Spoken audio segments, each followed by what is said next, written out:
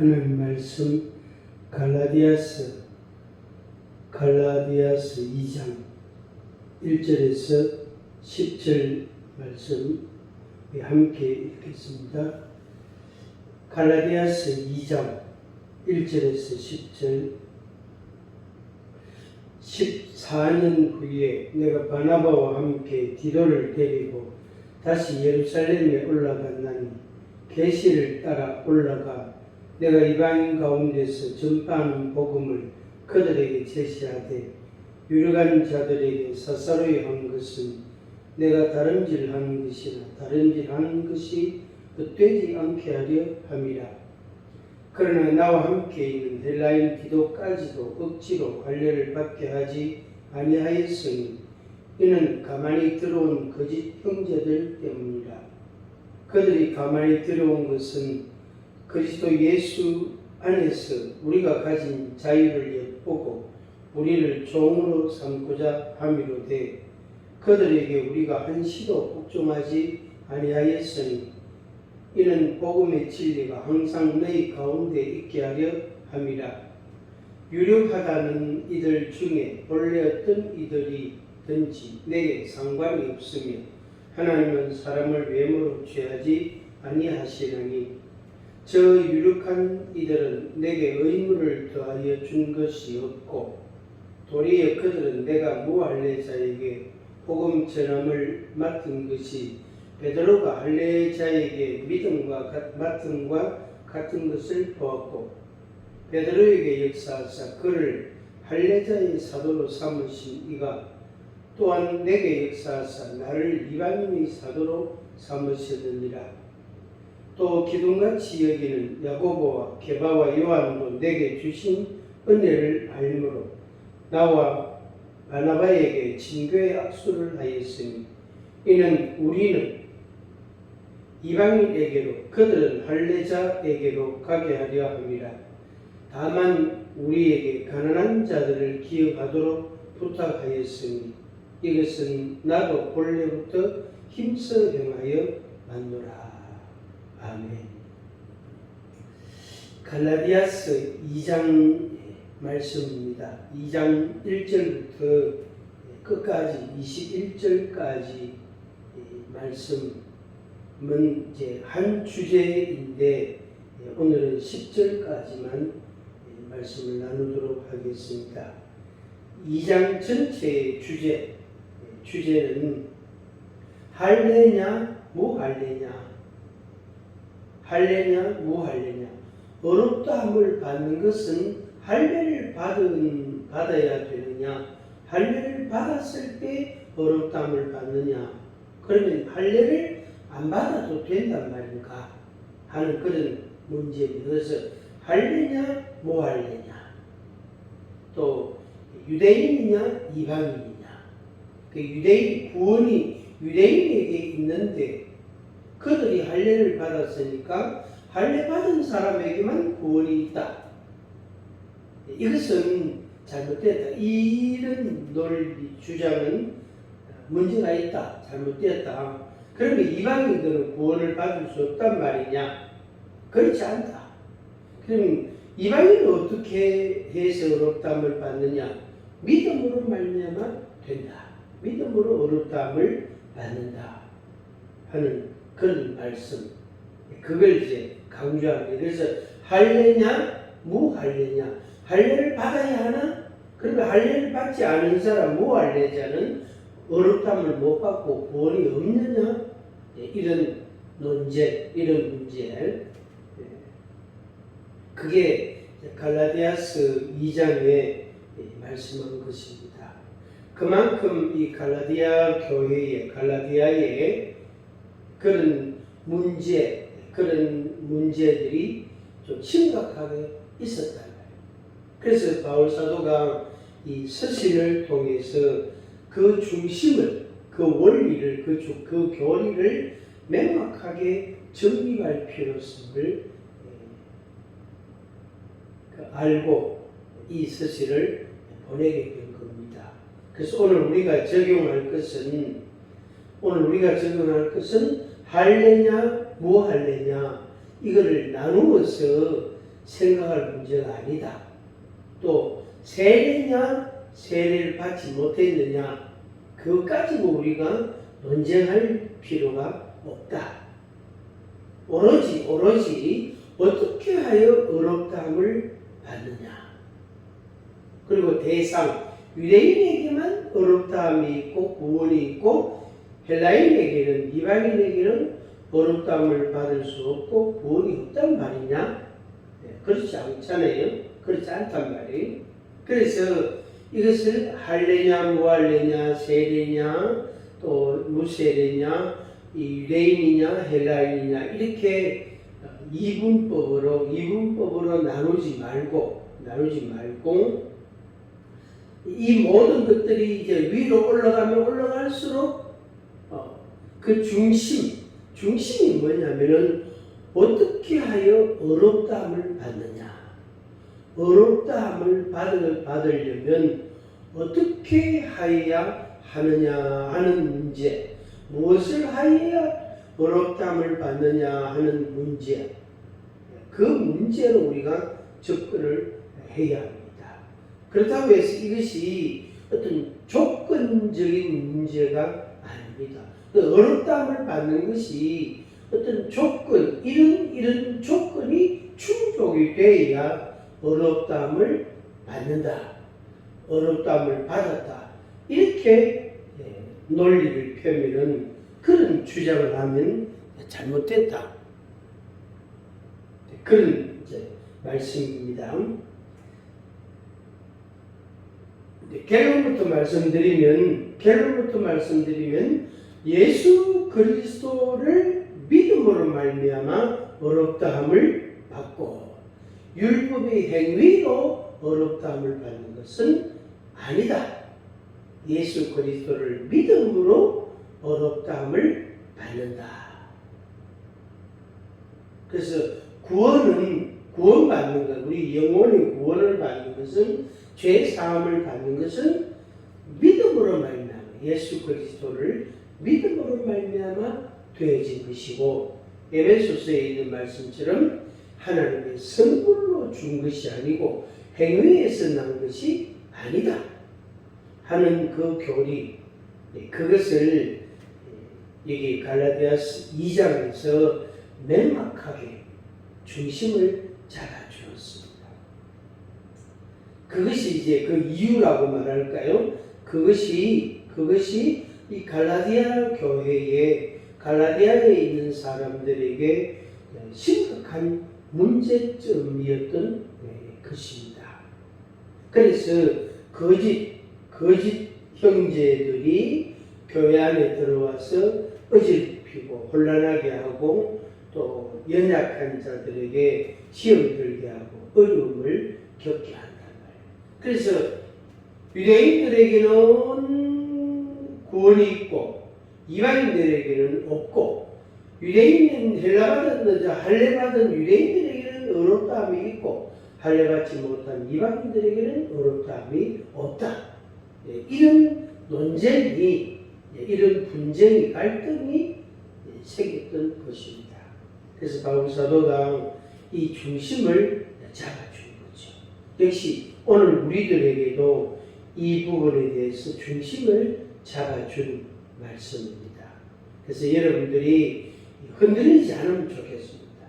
괜한 생각, 불필요한 생각, 쓸데없는 생각, 그 생각에 빠져가지고 생각으로 이렇게 되면 되는가, 저렇게 되면 되는가, 이거는 좀 문제가 있지 않나, 저거는 문제가 있지 않나, 이렇게 해도 되겠나, 이렇게 하면 안 될걸, 이렇게 곤란한데 어떻게 해야 되지, 이렇게 생각으로 그거를 혼자서 막 논리를 전개하고 논리를 펴고 자기 생각을 정리해가 다른 사람한테 막 주장을 하고 그러지 말아요. 분명한 답은 뭐냐면은 어렵게 되는 것은 어렵다함을 받는 것은 예수 그리스도를 믿음으로 말미암아 되어진 것이다. 율법을 할례를 받았느냐 안 받았느냐, 세례를 받았느냐 안 받았느냐, 그 그 행위로 말미암아 된 것이 아니다. 아닙니다. 우리 한번 같이 하겠습니다. 행위로 된 것이 아니다. 행위로 된 것이 아니다. 다시 두 번. 믿음으로 말미암아 된다. 믿음으로 말미암아 된다. 믿음으로 말미암아 어렵다함을 받는다 하는 것입니다. 2장 1절에 14년 후에 바울이 율법주의자로서 전통적인 율법의 교육을 받고 율법에 아주 정통한 사람으로서 학자로서 그가 예수 그리스도를 만나고 예수 그리스도 앞에 순복하고 그리고 예수 그리스도를 전파하는 예수 그리스도의 십자가의 죽으심과 부활하심을 증거하는 전도사로 완전히 변했단 말이에요. 완전히 새 사람 되고 거듭나고 중생하고 정말로 하나님의 성령을 받고 새 사람이 됐단 말이에요. 그런데 그 바울이 이제 예수 그리스도를 만나기 전에는 핍박자였죠. 고백한 대로 폭행자였다. 많은 사람들을 투어 감옥에 들어가는데 앞장섰던 인물이란 말이에요. 심지어 스데반이 돌에 맞아 순교당할 때에 증인이 됐던 인물이란 말이에요. 그러다 보니까 이 바울이 거듭났다, 중생했다, 그리스도의 전도자가 됐다라는 사실을 예루살렘에 있는 사도들은 인정할 수가 없는 거죠. 그래서 바울이 이제 14년이라는 긴 시간 동안 홀로 주님의 말씀을 듣고 계시를 받고 영감을 받고 주님과 교통하고 중생을 체험하고 거듭나고 새 사람이 되고 또 그 복음, 예수 그리스도의 복음에 대해서 더 심도 있게 알게 되고 깨닫게 되고 믿음을 가지게 되고 그렇게 변화되는 거듭나는 시간을 가진 거죠. 오늘 우리들에게도 사실은 그게 필요합니다. 그냥 금방 예수 믿었다고 금방 전도사가 되고 금방 목사가 안 된단 말이에요. 실제로 제가 이제 만났던 사람들 중에는 가끔 그런 사람이 있어요. 정말로 예수를 몰랐던 사람이 어느 날 전도를 받고 예수님을 알게 되고 믿음을 가지게 된다. 믿음을 갖자 말자 6개월 되고 1년밖에 안 됐는데 신학원에 가서 공부하고 전도사가 되고 목사가 된다. 그래서 예수 믿은 지 5년 6년밖에 안 됐는데 목사가 됐다. 그러면 기본적인 믿음은 있을지 몰라도 그 성품과 그 생활과 말과 생각과 습관과 그런 것들이 5년 사이에 정말로 새로운 사람으로 변하느냐 하면 변하지 않거든요. 30년 예수 믿고 50년 교회 생활을 해도요. 안 변한 사람은요. 안 변하지 않는다. 완전히 생나무처럼요. 전혀 달라지지 않은 그런 모습을 보인 사람들이 허다합니다. 바울은 14년이라는 세월을 보내면서 그런 자기 변화의 시간, 신령적 은혜에 대한 깊은 체험을 하고 자기 성품과 생각과 자기 마음과 감정과 삶의 방식과 그 모든 전반적인 변화를 경험했다. 이렇게 볼 수 있습니다. 바라기는 우리가 아직 바울만 못하다. 우리가 아직 베드로만 못하다. 구약의 다윗이나 사무엘 같은 모세 같은 여호수아 같은 그런 믿음이, 그런 용기가, 그런 확신이, 그런 소망과 담대함이 우리에게 있습니까? 없단 말이에요. 물론 단순 비교는 할 수 없지만은 우리들이 아직도 변화해야 할 그런 항목들이 여럿이 있습니다. 좀 된 것 같지만, 좀 달라진 것 같지만 아직도 1번, 2번 이렇게 살펴보면은 항목이, 여러 항목이 있다. 이것도 아직 덜 됐고, 이것도 아직 덜 됐고, 이것도 변해야 되고, 이것도 좀 더 변해야 되고, 그런 내용들이, 그런 항목들이 우리들에게 있다. 그래서 바울은 14년이라는 특별한 주님과의 교통의 시간, 신비로운 체험의 시간을 가졌습니다. 우리들도 그 시간이 필요한 것에는 동의합니다. 인정합니다. 저도 동의합니다. 여러분들은 어떻습니까? 여러분에게 말씀드릴 수 있는 것은 여러분도 이 부분에 대해서 인정하시기를 바랍니다. 나도 14년이라는 시간이 필요하다. 아니면은 4년이라는 시간이 필요하다. 정 안 되면 넉 달이라도 필요하다. 그래서 우리의 변화와 성숙을 위하여 우리가 힘써야 된다 하는 것입니다. 바울이 14년 후에 바나바와 디도와 함께 예루살렘으로 올라왔습니다. 14년 동안에 여러 가지 일이 있었다고 우리가 설명할 수 있겠죠. 바울이 전한 복음을 듣고 구원받은 사람들도 있었을 것이고, 당연히 있었을 것이고, 그것도 이 동네만 있는 게 아니라 저 동네 여러 곳곳에 있었다고 볼 수 있단 말이에요. 그리고 그 바울이 과거에 어떤 사람이었나? 예루살렘에서 이런 일이 있었지 않았느냐? 스데반이 죽을 때에, 순교당할 때에 증인이 됐던 사람이었잖아요. 가말리엘 문화생이고 율법에 정통한 지식을 받은 그런 율법학자와 같은 그런 인물이다.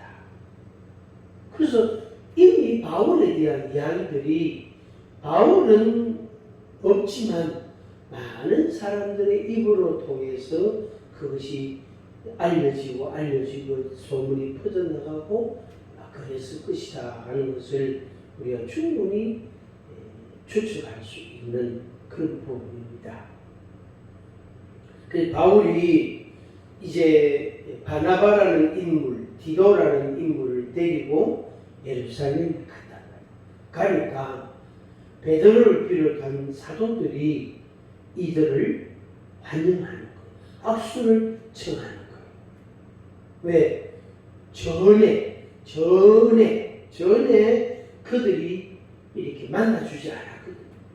바울이 사도들을 찾아갔을 때 사도들이 아무도 바울을 만나주지 않았단 말이에요. 그런 경험도 있단 말이에요. 그래서 사도들이 이 바울 일행을 맞이하고 악수를 청하고 서로 화해하고, 그러면서 오로지 뭘 위해서? 그리스도의 복음을 위하여, 십자가의 도를 위하여 그들이 마음을 한 마음으로 갖게 됐습니다. 그래서 우리가 우리끼리 싸우지 말고, 우리끼리 시시비비 하지 말고, 우리가 예수 그리스도의 복음을 전하는, 십자가의 도를 전하는데 우리가 온 힘을 다하자, 그런 대화를 나눴다라고 설명할 수 있겠습니다. 그래서 2장 1절에서 10절 말씀을 보면은 그런 이제 표현들을 우리가 충분히 할 수 있는 대목들이 있습니다. 그런 와중에서 거짓 형제들이 들어와서 교회를 어지럽히려고 하는 사람들이 있었단 말이에요. 그게 핵심이 뭐냐면은 할례를 받았나, 할례를 안 받았냐, 이 문제. 할례를 받았나? 그러면 어느 땅을 받는다. 할례를 안 받았냐? 그럼 어느 땅 못 받는다. 이거 싸우는 거예요. 이게 이제 유대주의자들, 율법주의자들이 주장하는 거잖아요. 그런데 무할례파들, 할례를 받지 아니한 사람, 그리고 할례에 대해서 아브라함 때처럼 구약의 율법처럼 그렇게 이야기하지 않는 무할례자들은 할례를 받아야 어렵다를 받고 구원받는 것은 아니다. 만약에 그렇다면 아브라함의 자손으로 출생한 사람은 할례를 받았을 것인데 그 사람들만 그럼 어렵다함을 받고 아브라함의 혈통을 갖지 아니한 이방인들은 그 할례를 받지 못했을 것인데 그럼 그 사람들은 구원함이 없다는 말이냐? 이런 심각한 교리적인 문제에 딱 부딪히게 되는 겁니다. 그래서 그걸 이제 끝까지 막 계속 주장하면은 거짓 형제들에 속하게 되겠죠. 율법주의자들이 될 수가 있는 것입니다. 5절 끝에 보니까 이런 말씀이 있습니다. 이는 복음의 진리가 항상 너희 가운데 있게 하려 합니다. 복음의 진리, 예수 그리스도의 복음의 진리가 항상 우리와 함께 있단 말이에요. 그렇죠. 그래서 예수 그리스도의 복음의 진리가 항상 우리와 함께 있으니까 할례를 받으나 받은 대로, 할례를 안 받았느냐 안 받은 대로 그 사람은 그 복음의 진리에 의해서 이루어지게 되는 거죠. 그 사람의 영혼의 문제가 해결되는 거예요. 어렵다함을 받았느냐 못 받았느냐 받게 되는 거예요. 계속의 은혜를 받았느냐 못 받았느냐 받게 되는 것입니다. 거듭났냐 거듭나지 않았느냐 그 복음의 진리에 의하여 거듭나게 된다. 그것을 어떻게 확실하게 하는 거죠. 분명하게 하는 거죠. 거기에 대해서 시시비비를 더 이상 하지 못하고 율법주의자들이 득세하지 못하게 되어지는 것입니다. 가끔 유력한 자들이 좀 힘을 쓰는 사람, 말 좀 잘하는 사람, 좀 유능하고 뭘 좀 아는 사람, 그 사람들이 무할례자들에 대해서 비판이나 또 판단이나 정죄나 무할례자들에게 대한 무시나 이런 것들이 있단 말이에요. 7절에 보니까 이렇게 적혀 있습니다. 도리어 그들은 내가 무할례자에게 복음 전함을 맡은 것이 베드로가 할례자에게 맡은 것 같은 것을 보았고 그렇게 주장했던 유력한 사람들이 바울을 보니까 이게 이제 진동이 일어나는 거예요. 헷갈리는 혼동이 생기는 거예요. 베드로를 보면은 할례를 받았고 할례 받은 사람이 어렵다함을 받고 아브라함의 자손이 되고 하나님의 백성이 된단 말이에요. 그걸 봤단 말이에요. 그런데 바울을 보니까 할례를 받지 않은 사람들도 어렵다함을 받고 죄사함을 받고 대속의 은혜를 받고 하나님의 백성이 되는 그런 일들이 많이 있단 말이에요. 그런 사람들이 많단 말이에요. 그래서 이 사람들이 이제 이렇구나 하는 원리를 그 의미를 깨닫게 되는 거예요. 다시 말하면 하나님의 뜻이 무엇인지를 그들이 알게 되는 거예요. 그 하나님의 뜻은 바울이 표현한 것처럼 베드로는 할례자들에게 복음을 전하고 바울은 무할례자에게 복음을 전하고 그래서 똑같이 양쪽 두 그룹 다 할례자 그룹, 무할례자 그룹 두 그룹 다 어떻게 해요? 예수 그리스도를 믿음으로 어렵다함을 받는다 하는 이 복음의 진리, 이 진리를 전파하는 것입니다. 그렇게 해서 다 같이 할례자나 무할례자나 할례 받은 자나 할례 받지 않은 자나 모두 다 어렵다함을 받는 아브라함의 자손이 되고 하나님의 백성이 되는 죄사하며 은혜를 받는 그 원리는, 그 방법은 똑같다. 복음의 진리를 믿음으로 말미암아 되어진다 하는 것을 알게 되고, 그것이 갈라디아 교회 안에 확실하게 자리를 잡았고, 오늘날 우리들의 교회에서도 이것이 분명하게, 아주 명확하게, 정말로 요동 없이 확고하게 이것이 자리를 잡고 있습니다. 이 사실을 여러분들 마음에 받아들이시기 바랍니다. 절대로 흔들리지 마세요. 조금도 흔들리지 마세요. 여러분들의 생각으로, 여러분들의 개인적인 어떤 논리 방식을 따라서 그거 생각하지 마세요. 개인 머리가 아픕니다. 갈라디아서 2장에 있는 말씀처럼 예수 그리스도를 믿음으로 말미암아 어렵다함을 받는다. 할례자들도 그렇게 해서 어렵다함을 받고, 무할례자들도 그렇게 하여 어렵다함을 받는다. 확실하게 여러분들이 인정하시기를 바랍니다. 그리고 베드로는 할례자들을 위한, 할례를 주장하는 사람들을 위한 전도자고, 바울은 할례와 이제 상관이 없는 무할례자들을 위해서 복음을 전하는 그런 전도자로서 하나님이 각각 역할을 달리 하셨다. 각각 그들이 그 역할을 감당해냈다 하는 것입니다. 그것을 이방인의 사도로 하나님께서 바울을 세우신 것입니다. 2장 8절을 한번 보겠습니다. 8절 같이 읽습니다. 2장 8절, 베드로에게 역사하사 그를 할례자의 사도로 삼으신 이가 또한 내게 역사하사 나를 이방인의 사도로 삼으셨느니라. 아멘. 오늘 우리들은 뭐지요?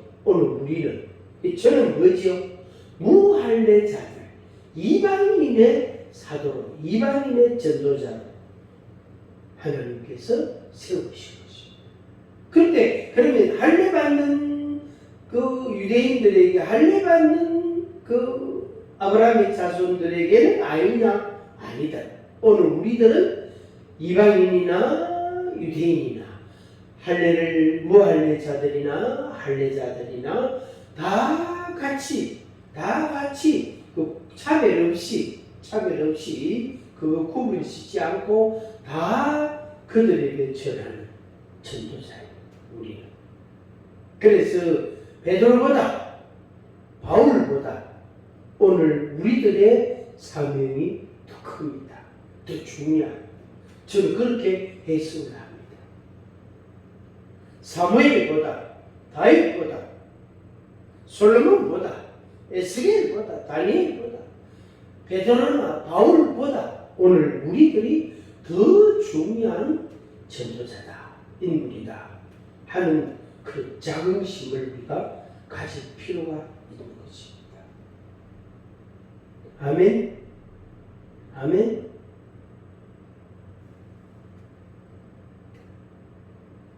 자, 그 다음에 한 가지 더 말씀드립니다. 10절에, 2장 10절에 다만 우리에게 가난한 자들을 기억하도록 부탁하였으니 이것은 나도 본래부터 힘써 행하여 왔노라.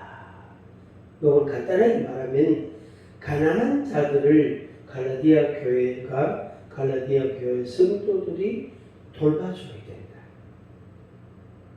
그들을 잊지 말고 그들을 위로하고 격려하고 도와주고 그들을 위해서 기도해주고 병약한 자가 있으면 안수해주고 고쳐줘야 되고 그들을 위하여 기도해주고 그들에게 먹을 것도 주고 마실 것도 주고 입을 것도 그들에게 줘야 한다. 그러니까 나도 전에부터 그렇게 해왔는데 갈라디아 사람 너희들도 그렇게 해라 하는 말씀. 저는 이것을 이제 앞에 있는 말씀하고 연관을 지어서 해석을 이렇게 합니다. 가난한 자들을 구제하고 봉사하고 그들을 섬기고 그들을 존중하고 그들을 사랑하고 애끼고 그들을 위해서 기도하고 그들을 도와주고 먹을 것도 제공해주고 가난한 자들에 대한 것은 할례자나 무할례자나 유대인이나 헬라인이나 차별이 없고 구분이 없고 다 모두 다 그렇게 해야 한다. 아멘. 그렇게 해야 한다.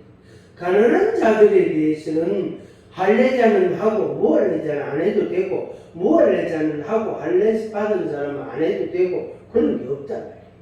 다 해야 돼. 다 해야 돼. 가난한 자들에 대해서 구제하고 봉사하고 섬기고 그것은 어떤 사람이든지 다 해야 된다. 대상도 제한하면 안 되고 또 구제하고 섬기는 사람도 또 누구는 하고 누구는 안 해도 되고 이런 거 없다. 다 똑같이 해야 된다 하는 말씀 실제로 해야 됩니다. 하시길 바랍니다. 그 다음에 이제 그 앞에 있는 내용 앞서 말씀드린 걸 정리하겠습니다. 할례자나 무할례자나 복음의 진리가 항상 있고 그 복음의 진리가 항상 있어야 된다. 그래서 할례를 받아야 된다, 무할례자처럼 할례를 안 받아도 된다라는 주장을 해서는 안 된다. 할례 받은 자도 할례 받은 대로 그냥 의미가 있고 소중하고 무할례자는 무할례자대로 할례 안 받아도 구원과 상관이 없고 그렇다고 그 할례를 부정하거나 무시해서도 안 되고 그래서 복음의 진리가 우리 가운데 있어서 우리가 요동하지 않고 흔들리지 않고 중심을 잡고 살아가야 됩니다. 그리고 이 복음의 진리를 전파해 줘야 된다. 그렇게 하여 하나님의 놀라우신 구원의 역사가 일어나기를 바랍니다. 됐죠? 그래서 할례, 무할례, 세례, 무세례 이거 우리 따지면 안 된다. 이 논쟁할 필요 그래서 교리와 윤리라는 부분 윤리는 폭이 좀 넓습니다. 그에 반해서 교리는 폭이 좀 좁아요. 교리는 뭐죠? 말뚝과 같아. 기둥과 같아. 그래서 요거는 아주 분명하게 이렇게 딱 표시를 해야 된단 말이에요. 그리고 그 안에서, 그 교리 안에서 우리가 약간의 융통성을 부리고 약간의 이렇게 경계선을 조금 좀 융통성을 만들어서 거기서 적용해 가는 겁니다. 그렇다고 상황윤리로는 가면 안 됩니다. 상황윤리는 이것은 잘못된 그런 그 이론이에요. 상황윤리는 한마디로 말하면 뭐냐면은 사랑을 위한다면 그 사랑이라면 뭐든지 다 할 수 있다. 거기에서 나온 이야기가 이런 이야기가 있습니다. 어떤 사람이 어떤 여성이 이제 그 억울하게 감옥에 갇혔단 말이에요. 그런데 그 간수장이 교도소장이죠. 간수장이 당신이 내하고 한밤 자면 당신 남편을 무죄 석방해 줄 수 있다. 그래서 상황에 따라 남편을 사랑하는 그 여인이 그렇게 할 수 있어라도 남편을 구출할 수가 있다. 이게 상황윤리 이제 주장하는 사람들의 논리예요. 그거 잘못됐잖아요. 그건 잘못된 상황윤리는 아닙니다. 그래서 교리는 기둥과 같이 좁지만 매우 이렇게 엄격하게 우리가 적용하지만 이 교리를 가지고 우리 생활에 적용할 때에는 약간의 융통성이 필요하고 그리고 지혜도 필요하고 어떤 상황이라는 것에 대해서 우리가 좀 이렇게 지혜를 모으고 이렇게 대화를 하고 그럴 가치가 있는 것입니다. 그렇게 해서 연약한 자들, 가난한 자들, 또 무식한 자들, 또 뭘 좀 엉뚱한 주장을 하는 사람들, 정말로 거짓 형제라고 할 만큼 이상한 사람들, 도무지 납득하기 어렵고 수용하기 어려운 사람도 교회로 왔을 때 용서하고 받아주고 회개하고 예수 그리스도의 복음을 받게 하고 어렵다함을 받는 그 구원의 은혜를 받도록 도와주고 안내를 해줘야 된다. 만약에 그것을 그 복음 진리를 거부한다면 이제 내보내야 되죠. 당신은 복음의 진리를 거부하고 이단을 전파하니까 우리 공동체에 있을 수 없다. 나가라 하고 내보내야 돼요. 그것은 아프지만 괴롭지만 잘라내야 된단 말이에요. 바라기는 오늘 우리가 믿는 이 복음의 진리가 정말로 복음의 진리로서의 빛과 능력과 그리고 가치가 그대로 살아있고 전파되기를 바라는 것입니다. 당연히 우리 개인에게 그 복음의 진리가 정말로 가치 있게 능력 있게 적용이 되어서 우리가 죄사함 받고 어렵함을 받고 하나님의 백성으로 살아가는 그런 은혜가 있기를 바랍니다. 기도하겠습니다. 아버지 하나님 감사합니다. 우리에게 예수 그리스도로 말미암아 어렵다함을 받는 이 십자가의 도를 주셔서 감사합니다. 이 복음 진리를 믿음으로 말미암아 어렵다함을 받는 정말로 은혜로운 이 말씀을 우리에게 주시니 감사합니다. 그 안에서 진정한 영적 자유를 누리게 하여 주옵소서. 다른 복음이 필요 없고 오로지 이 복음만이 우리에게 필요함을 인정하고 고백하고 어렵다함을 받는 하나님의 놀라우신 역사가 우리 개개인에게 있게 하여 주옵소서. 예수님의 이름으로 기도하옵나이다. 아멘. 주님 나를 부르셨으니 주님 나를 부르셨으니 그 찬양 같이 하겠습니다.